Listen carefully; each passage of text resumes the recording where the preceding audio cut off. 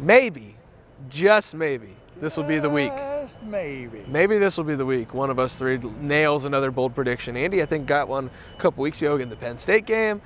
Tim May and I kind of still. I came close last week. I said that Marvin Harrison Jr. and Mecca Booker were both going to catch 2 touchdowns. Together, they caught 3. No, together they caught 2. Marvin just ran score, one. Yeah, in. score. Yeah, score. He wasn't even close. Yeah. That's the 40-year vet Tim May. But no, I was close because I got half right. That's Andy Backstrom. Partial credit doesn't count on bold predictions. The greatest show on turf, I guess. The greatest show on turf on your YouTube feed. We're going to be over in the Horseshoe tomorrow for Ohio State, Minnesota, Goldie versus Brutus. Before we get back to the regularly programmed rivalry chatter, Tim, bold prediction for Ohio State, Minnesota in the home finale, the penultimate week of the regular season. Marvin Harrison Jr. will score 3 touchdowns. Oh, geez. Oh, it's not even bold. This is his last home game in Ohio Stadium. He's got a quarterback he's connecting with big time. Marvin Harrison Jr. will score at least 3 touchdowns. Again.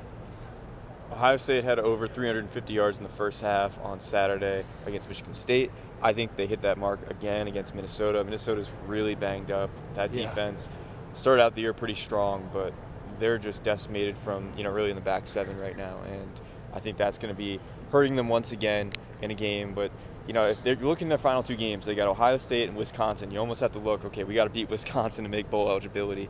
This is a tough matchup for them, those injuries. I think Ohio State clicks again on offense and, racks up the yards in the first half.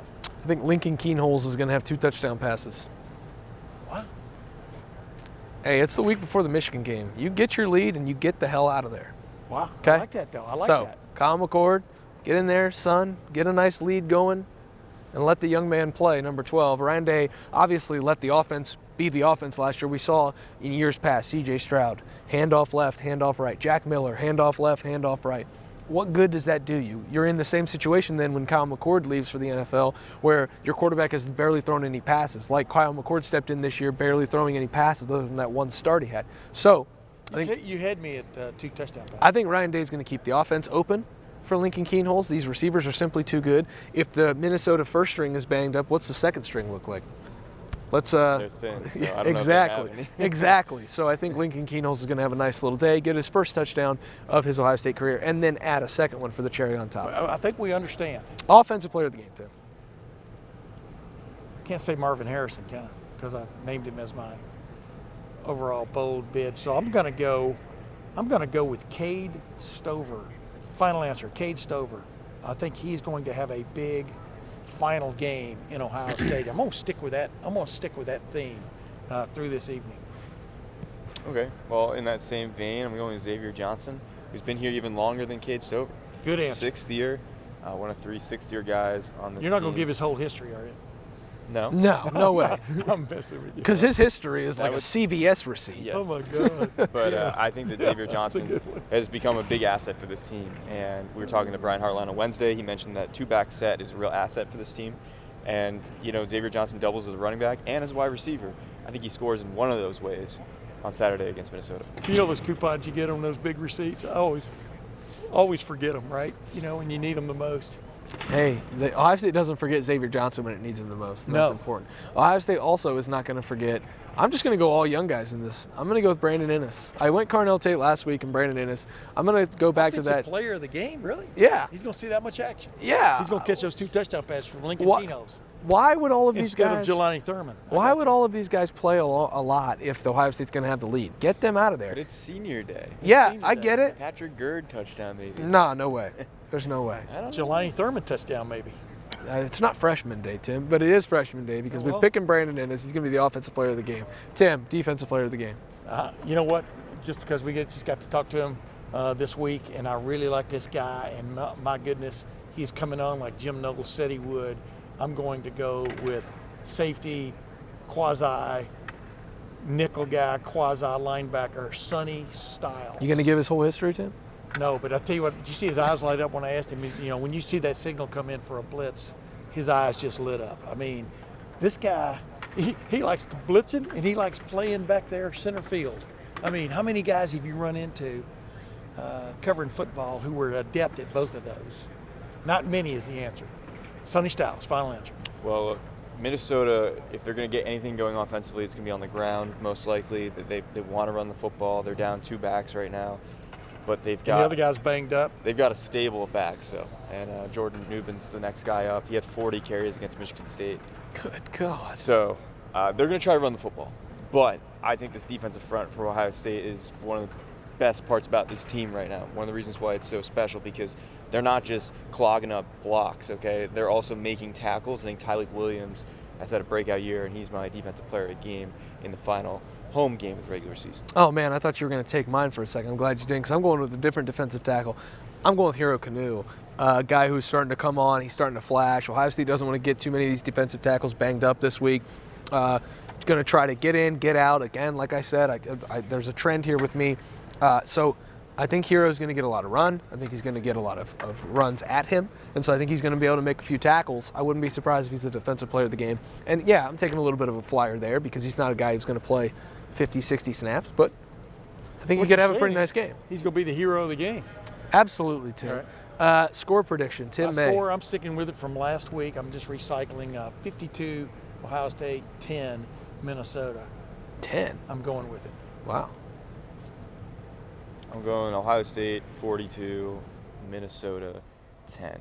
I don't think they could score probably 55 points against this team. Yeah, I'm not saying how they're doing I just think that, like, in the second half, we're going to see more of what we saw last week against Michigan State. Tim, Right. you know what I'm about to do. Match me. 41-0. 41 now. Oh, yeah. Yeah. This team has you talked. Remember, This team, Tim, has talked the entire year, all the way back to August, that they want a shutout. I don't think... Last week should have been the week. Last week should have been the week. I don't think they're going to shut Michigan out. If they beat Michigan, they really have a chance to do it against Iowa in the Big Ten Championship game. But you might as well get it done when you know you can get it done. Yeah. And this team has motivation. Like, the young guys are still motivated to get the shutout. They're in the meeting room talking about the shutout too. So why not? 41-0 Ohio State. Young. That's what comes to mind when I talked you off that ledge way back in the second week of the year. Youngstown State, I said, but you know what? All kinds of things can happen that can blow a shutout. Youngstown State takes his first possession, drives right down the field, scores a touchdown. Meanwhile, on the radio that morning, before that game, I picked a shutout.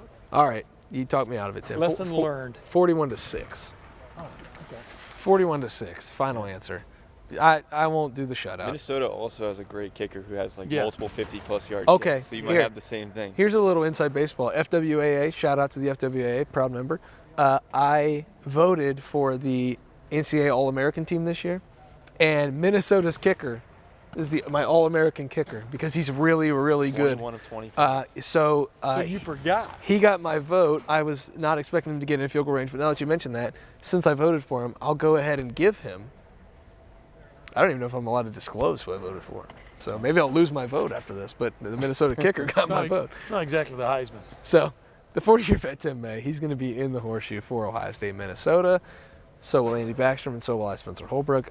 Ryan Day was asked on Tuesday if he's ready for 7 o'clock on Saturday when the Minnesota game's over and we can start to talk about the Michigan game. He was very diplomatic about it. I won't be. I wish I could just 2X, like a podcast, this thing to 7 o'clock on Saturday so we can get to the damn Michigan game. We're all excited for that. Everyone in this building is excited for it, even if they're saying all the right things. But Ohio State has to get through Goldie, get through Minnesota before they can go on to the game last year. 2000, I think it was the year of the season of 2000 when Glenn Mason brought Minnesota in here. I get the years mixed up. It was 2000. And pulled the upset in Ohio Stadium. Now, that wasn't a great Ohio State football team. But, man, just when you think you know what's going to happen on Saturdays, you don't really. I mean, we expected Ohio State to blow Maryland out last year. That's why Ryan Day is focused. Yeah. To play for it all, you got to get there. Yep. And he knows that. Well, we expected Ohio State to blow out Maryland last year in the penultimate week of the season, and they didn't. So, right. You know, you've got to set the tone for the Michigan game by going out and taking care of business the week before. And Ohio State's got a good chance to do that on Saturday in the horseshoe for senior day against the Minnesota Golden Gophers. Again, Tim May, he'll be there, the 40-year veteran. Andy Backstrom, he'll be there, as will I, Spencer Holbrook. Be nice and cold. We're going to bundle up and get into the horseshoe. Until then, we'll see you over at lettermenrow.com. You can get all the coverage you need for $1 for that first month. It gets you all the way through. Big Ten championship game, the Michigan game, anything you could possibly want from LettermenRow.com, you're going to get in that first month for just $1. We'll see you over there, and we'll see you in the Horseshoe on Saturday.